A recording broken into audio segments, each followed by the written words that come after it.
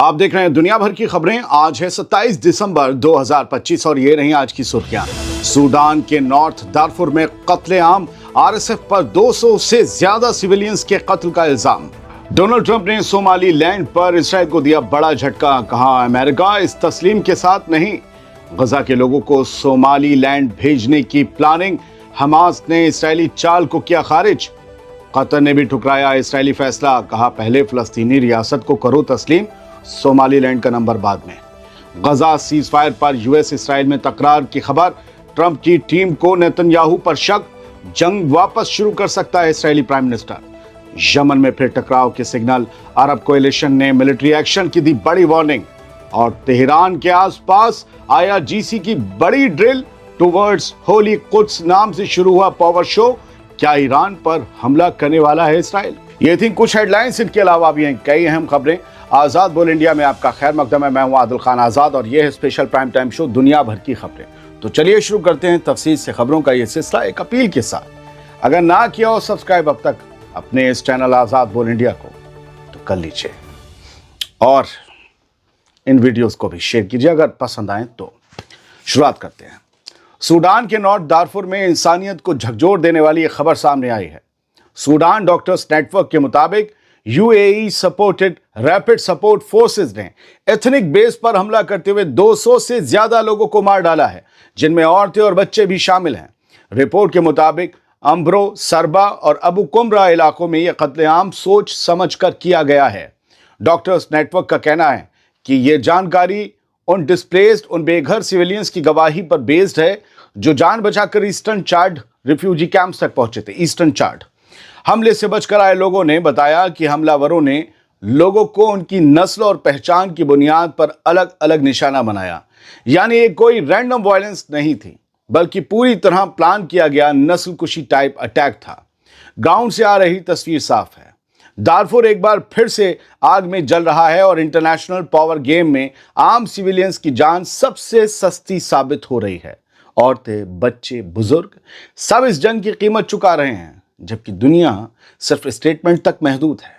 औरतों और बच्चों पर गोली चलाई जा रही है और अपनी ताकत दिखाई जा रही है। ये किस तरह की ताकत है? ये कौन सा पावर गेम है कि बेकसूरों को मारा जाए? वैसे ही पूछ पूछ कर नस्ल के बेस पर मारा गया, जैसे कश्मीर में टूरिस्टों को मारा गया था।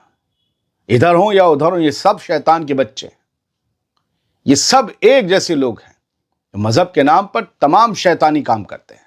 बढ़ते हैं आगे सर, और आज ये अहम खबर है, कल ही आपको दे दी थी लेकिन आज इस पर रिएक्शंस आए हैं। डोनाल्ड ट्रंप ने नेतन्याहू के अरमानों की सबसे हसास जगह पर शराफत से लात मार दी है और इसराइल की तस्लीम वाली मतलबी आंखों पर ग्लिसरीन रगड़ दी है, जिससे अब ऑक्यूपेशन के आंसू निकल पड़े हैं। ट्रंप ने अपने दोस्त नेतन्याहू को रुसवा करते हुए पूछ लिया है कि बरखुरदार, जिसे तुम एक मुल्क के तौर पर तस्लीम कर रहे हो, उसे कोई जानता भी है? ऐसे ही पूछा है। जाओ जाकर दिमागी ताकत बढ़ाने के लिए कोई माजून चाटो ताकि इस तरह के फैसले आइंदा ना ले बैठो। हम तुम्हारे साथ नहीं। खबर को तफसील से समझिए, हेडलाइंस देखते रहिए। दोस्तों, अमेरिका के सदर, अमेरिका के प्रेसिडेंट डोनाल्ड ट्रंप ने इस्राएली प्राइम मिनिस्टर बेंजामिन नेतन्याहू के अरमानों पर बेहद सख्त और नफीस अंदाज में ऐसी ठोकर मारी है कि इस्राएली सियासत की दुनिया भर में किरकिरी हो गई है। जिस सोमाली लैंड को इसराइल सबसे पहले मुल्क मान बैठा, उसी पर ट्रंप ने सरेआम पानी फेर दिया। न्यूयॉर्क पोस्ट से बात करते हुए डोनाल्ड ट्रंप ने साफ कहा कि वो इसराइल के नक्शे कदम पर चलते हुए सोमाली लैंड को एक मुल्क के तौर पर तस्लीम नहीं करेंगे। इसके बाद जो सवाल ट्रंप ने उछाला वो सीधा नेतन्याहू के चेहरे पर तमाचा था। डोनाल्ड ट्रंप ने पूछा, does anyone know what Somali land is really? यानी जिसे तुम मुल्क बना रहे हो, क्या दुनिया में उसे कोई जानता भी है? डोनाल्ड ट्रंप के लफ्ज हैं। इतना ही नहीं, जब सोमाली लैंड की तरफ से अमेरिका को मिलिट्री पोर्ट ऑफर करने, यानी मिलिट्री बंदरगाह ऑफर करने की बात उठी अमेरिका को सोमाली लैंड की तरफ से, तो ट्रंप ने ठंडे अंदाज में जवाब दिया, बिग डील। साथ ही ट्रंप ने यह भी कहा कि सब कुछ स्टडी के अंदर है, हम देख परख रहे हैं। और अपनी आदत के मुताबिक ट्रंप ने कहा कि वो बहुत सी चीजें स्टडी करते हैं और उनके फैसले हमेशा सही निकलते हैं। डोनाल्ड ट्रंप अपने बारे में हमेशा बहुत बड़ा चढ़ा कर पॉजिटिव बातें करते हैं। खैर, मतलब साफ है, اسرائیل جس تسلیم کے کھیل میں اپنا گروپ بنا رہا تھا اپنے جیسے لوگوں کا، وہاں امریکہ نے بریک لگا دیا۔ نیتن یاہو جس صومالی لینڈ کارڈ کو انٹرنیشنل ویلیڈیشن سمجھ رہا تھا، اسے ٹرمپ نے مذاق بنا کر رکھ دیا۔ واشنگٹن کا میسج بالکل کلیئر ہے، ہر وہ چیز جو اسرائیل تسلیم کر لے، ضروری نہیں کہ دنیا بھی اسی لائن میں کھڑی ہو، اور ہم تو پھر سپر پاور ہیں۔ اور اس بار یہ بات خود ٹرمپ نے مائک پر کہہ دی کہ تمہاری راہ پر ہم اپنے قدم نہیں رکھیں گے۔ بڑھتے آگے اسی زمین کی ایک دو اور بڑی خبریں سن لیجئے۔ اسرائیل کے صومالی لینڈ کو تسلیم کرنے کے اعلان سے ہارن آف افریقہ میں ہنگامہ مچ گیا ہے۔ صومالیہ اور افریقن یونین دونوں نے کڑا اعتراض جتاتے ہوئے اسے صومالیہ کی خود مختاری پر سیدھا حملہ بتایا ہے۔ صومالی لینڈ نے 1991 میں صومالیہ سے الگ ہونے کا دعویٰ کیا تھا، اور تب سے وہ انٹرنیشنل ریکگنیشن یعنی انترراشٹریہ مانیتا حاصل کرنے کی کوشش میں لگا ہے۔ لیکن کل جمعے کو جب اسرائیل نے اسے ایک آزاد اور خود مختار ملک کے طور پر تسلیم کیا، پہلا ملک بنا اسرائیل، تو صومالیہ کی کیپٹل موگادیشو میں الارم بج گیا۔ صومالیہ کا کہنا ہے کہ یہ فیصلہ پورے ریجن میں امن کو خطرے میں ڈال سکتا ہے اور یہ نئے ٹکراؤ کی زمین تیار کرے گا۔ کہا ہے اسرائیل سے اپنا فیصلہ واپس لو۔ دوستو، اب آتی ہے اہم خبر سب سے۔ اب صومالی لینڈ کے گیم پلان کو ایکسپوز کرتے ہیں، کیونکہ اس صومالی لینڈ کو غزہ کے لوگوں کے لیے نیا ملک بنانے کا منصوبہ تیار کیا جا رہا ہے۔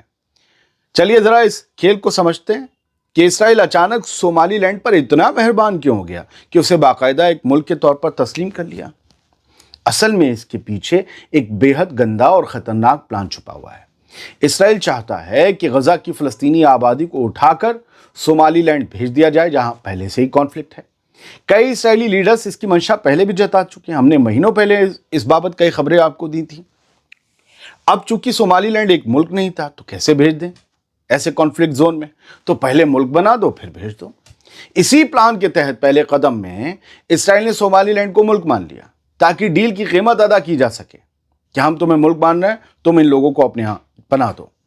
ساتھ ہی یہ آفر بھی کیا اسرائیل نے، نیتن یاہو نے، صومالی لینڈ کو کہ وہاں وہ پیسہ لگائیں گے، اکنامی سدھاری جائے گی، سیکیورٹی میں بھی سپورٹ دیا جائے گا۔ یعنی صاف سودا، تسلیم کے بدلے غزہ کے لوگوں کی بے دخلی۔ یہی وجہ ہے کہ حماس اس مدے پر ابل پڑا ہے۔ فلسطینی ریزسٹنس موومنٹ حماس نے صاف اعلان کر دیا ہے کہ غزہ کے فلسطینیوں کو کسی بھی ودیشی زمین، چاہے وہ صومالی لینڈ ہو یا کوئی اور جگہ، وہاں بھیجنے کی کوئی بھی کوشش ہرگز منظور نہیں کی جائے گی۔ ایسی کوشش کا مقابلہ ہوگا۔ حماس نے اس تسلیم والے اسرائیلی قدم کو ایک خطرناک مثال بتایا ہے اور کہا ہے کہ یہ ایک ایسی فاسسٹ حکومت سے جھوٹی ویلیڈیٹی حاصل کرنے کا عمل ہے جو وار کرائمز میں ملوث ہے اور انٹرنیشنل لیول پر لگاتار الگ تھلگ ہوتی جا رہی ہے۔ دا نیو عرب کا آپ اسکرین شاٹ دیکھ لیجئے، باقی بھی آپ ہیڈ لائنز دیکھ ہی رہے ہوں گے۔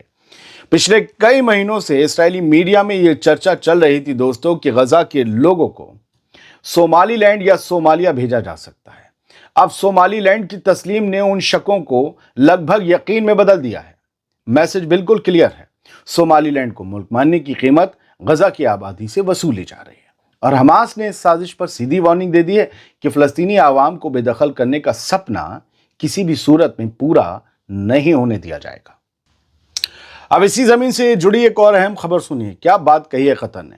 قطر بھی ان مسلم ملکوں میں شامل ہو گیا ہے جس نے نیتن یاہو کے صومالی لینڈ کو تسلیم کرنے کے فیصلے کو سرے سے خارج کر دیا ہے۔ ترکی نے بھی کیا تھا، لیکن بات قطر کی۔ قطر نے صاف کہا ہے کہ اسرائیل کو صومالی لینڈ نہیں بلکہ ایک آزاد فلسطینی ریاست کو تسلیم کرنا چاہیے، جسے پوری انٹرنیشنل کمیونٹی پہلے ہی مان چکی ہے۔ فلسطین کو مانو، صومالی لینڈ کو کیوں مان رہے ہو؟ قطر کا کہنا ہے کہ ایسے فیصلے ریجن میں امن نہیں بلکہ نئی ٹینشن پیدا کرتے ہیں۔ کمال کی بات ہے نا دوستوں کہ جس فلسطین کو دنیا نے تسلیم کر لیا، یو این میں بھی کر لیا، اسرائیل اس کے خلاف ہے، اور جس صومالی لینڈ کو دنیا تسلیم ہی نہیں کر رہی، جانتی تک نہیں، اسرائیل نے اسی کو تسلیم کر لیا۔ آپ کو نہیں لگتا کہ اسرائیلی حکومت ہماری نارنگی سینا والے لوگوں کی طرح کام کرتی ہے، جس پر اکثر حیرانی ہوتی کہ یہ کیا کر رہے ہیں؟ بتائیے گا کیوں ویسے ہی لگتا آپ کو؟ غزہ سے جڑی ایک بڑی خبر ہے۔ غزہ سیز فائر کو لے کر ڈونلڈ ٹرمپ کی ٹیم کا صبر اب ٹوٹتا دکھ رہا ہے۔ خبر ہے سر، रिपोर्ट के मुताबिक डोनाल्ड ट्रंप के टॉप एड्स ये मानते हैं कि नेतन्याहू जानबूझकर सीज फायर और पीस प्रोसेस को पटरी से उतार रहा है। इसी मंडे को अमेरिका के फ्लोरिडा शहर में डोनाल्ड ट्रंप के मार-ए-लागो रिजॉर्ट में होने वाली ट्रंप और नेतन्याहू की मीटिंग अब एक बड़ा टेस्ट बन गई है। देखना यह है कि ट्रंप खुद भी अपनी टीम जैसा सोचते हैं या नहीं। व्हाइट हाउस के सोर्सेज का कहना है कि ट्रंप जनवरी की शुरुआत में गजा पर बड़े ऐलान की तैयारी में हैं, लेकिन रास्ता उसी मीटिंग से तय होगा जिस मीटिंग में वो नेतन्याहू से मिलने वाले हैं। रिपोर्ट के मुताबिक ट्रंप की टीम को शक है कि नेतन्याहू सीजफायर को लटका रहा है और मौका मिलते ही जंग फिर से शुरू कर सकता है। ये डोनाल्ड ट्रंप की टीम को शक है नेतन्याहू पे कि वो जंग दोबारा शुरू करना चाहता है गजा में। इसराइली अखबार द टाइम्स ऑफ इसराइल और बाकी अखबार भी ये लिख रहे हैं कि एक सीनियर इसराइली ऑफिशियल ने साफ साफ कहा है कि बीबी यानी नेतन्याहू अब वन मैन ऑडियंस को समझाने में लगा है। ट्रंप की टीम उसे छोड़ चुकी है। हालात यहां तक पहुंच गए हैं कि रफा क्रॉसिंग जैसे मुद्दों पर भी अमेरिका और इसराइल में तकरार चल रही है। बस देखना यह है कि ट्रंप नेतन्याहू के आगे झुकते हैं या इस बार उसे झुकाते हैं। याद रखिएगा, डोनाल्ड ट्रंप को बहुत मोटी छब्बियां मिल रही हैं मिडिल ईस्ट से।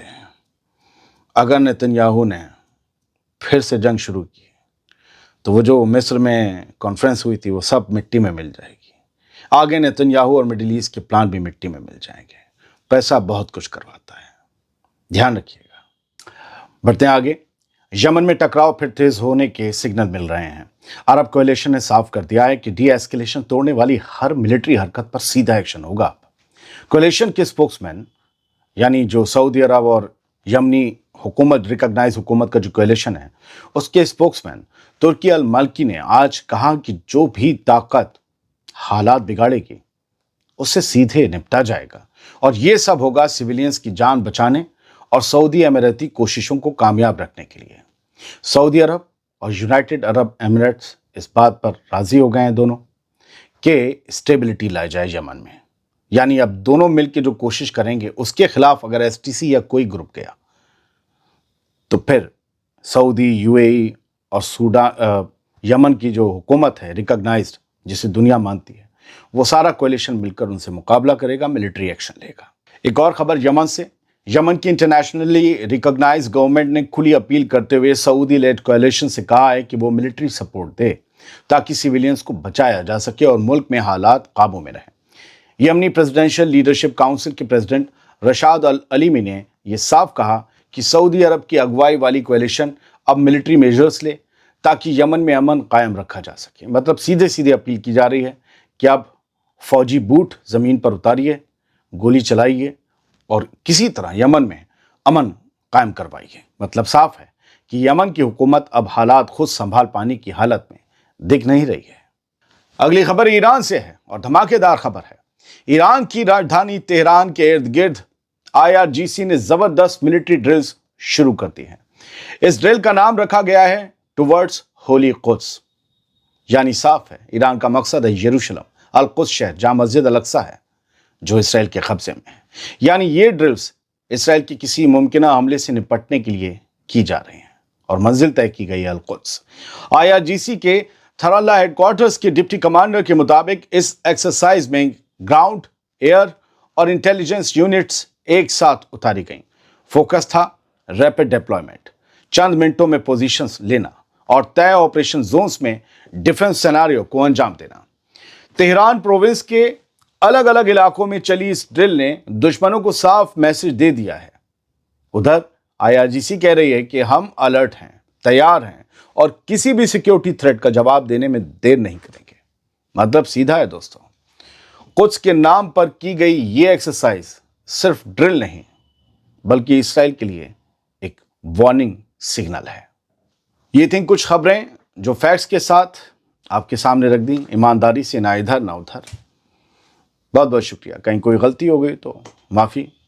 दुनिया टुडे हमारा दूसरा चैनल है, उसको जाकर आप लोग सब्सक्राइब करें। वहाँ आज 10 महीने से भी ज़्यादा मुद्दत के बाद एक वीडियो डला है। चैनल फ्रीज था, अब खुला है 15 दिन पहले, तो अब काम शुरू होगा। कल वहाँ का एक वीडियो यहाँ गलती से डाल दिया था तो उसे बाद यहाँ से हटा के फिर वहीं डाल रखे है। बहुत बहुत शुक्रिया। سلامت رہیے، خوش رہیے۔